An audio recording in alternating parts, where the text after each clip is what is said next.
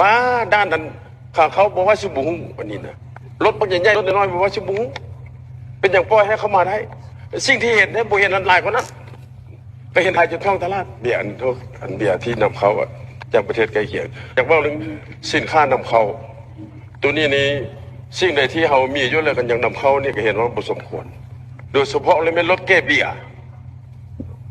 หลายห้อหลายคันหลายเที่ยวมาด้านนั้นเขาบอกว่าชิบุงอันนี้นะรถปัญญาใหญ่รถน้อยบอกว่าชิบุงเป็นอย่างปล่อยให้เขามาได้สิ่งที่เห็นเนี่ยบุเห็นอันหลายกว่านั้นไปเห็นไทยจนท่องตลาดเบียร์อันเบียร์ที่นำเขาจากประเทศใกล้เคียงอันนี้ก็บุเห็นสมควรแล้วอีกเรื่องพักเรื่องการกินยุ่ต่างๆของประชาชนก็นำเขาคือกันมาตรฐานมีดองมีควันนั้นต่างๆอะไรมันอยู่บนน้องข้อขนาดได้เอารถใหญ่คุณบักซื้ออยู่เวียงจันทร์พี่เวียงจันทร์ก็เอามาได้ใจเอามาจากประเทศใกล้เคียงนำเขาวันนี้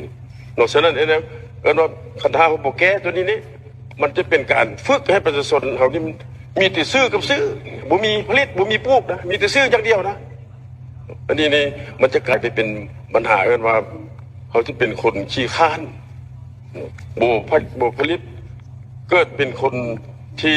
ใช้ชีวิตแบบหรูหราแต่ว่าบ่มีผลประโยชน์อะไรในอนาคตต่อครอบครัวตัวเองเนาะ